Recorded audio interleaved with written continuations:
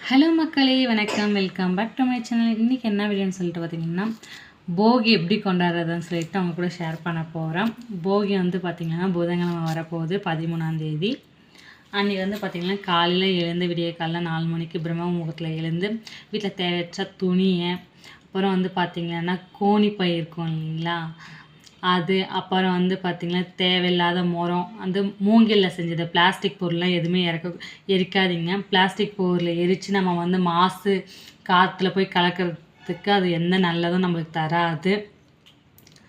அதுக்கு பதில் நம்ம வந்து பிளாஸ்டிக் பொருள் டயரை அந்த மாதிரிலாம் எரிக்காமல் நம்ம காற்றை மாசுபடுத்தாத அளவுக்கு துணியும் அப்புறம் வந்து கோணிப்பை மூங்கில் செஞ்ச உடஞ்ச போன மரம் கூட அந்த மாதிரியே நம்ம எரிச்சிட்டு நம்ம மனசில் இருக்கிற கோவத்தை வன்மத்தை அப்புறம் வந்து பொறாமையை எல்லாத்தையும் நான் மனசுலேருந்து தூக்கி தூரம் போட்டுட்டு நம்ம ஒரு நல்ல குணத்தோடு மட்டும் புதுசாக தொடங்கலாம். தை பிறந்தால் கண்டிப்பாக வழி பிறக்கும். எத்தனையோ பேருக்கு எல்லாருக்கும் நினச்சது நடக்கட்டும், கெட்டது கிடைக்கட்டும்.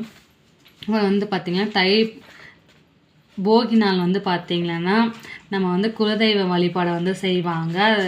ஒரு சிலர் வந்து செய்வாங்க, ஒரு சிலருக்கு வழக்கம் இருக்குமா என்னன்னு தெரியாது. நம்ம வந்து வீடெலாம் க்ளீனாக இருக்கும்போது சரி நம்ம சாமியும் இப்போ வந்து நல்லா திருப்தியாக மனசார சாமி கும்பிட்டு குலதெய்வ வழிபாடும் செய்வாங்க. அது வந்து எனக்கு தெரிஞ்சது விளக்கேற்றி சாமி கும்பிடுறது மாதிரி எங்கள் வீட்டில் அந்த மாதிரி செஞ்சதில்லை. நாங்கள் வந்து விளக்கேற்றி சாமி மட்டும் கும்பிடுவோம். உங்களுக்கு வழக்கம் இருக்கிறவங்க குலதெய்வ வழிபாடு எப்படி செய்யணும்னு சொல்லிட்டு ஃபோனில் கூட பார்த்துட்டு நீங்கள் செய்யுங்க. இந்த வீடியோ உங்களுக்கு பிடிச்சிருந்துச்சுன்னா லைக் பண்ணுங்கள், ஷேர் பண்ணுங்கள், கமெண்ட் பண்ணுங்கள். மறக்காமல் நம்ம சேனலை சப்ஸ்கிரைப் பண்ணிக்கோங்க.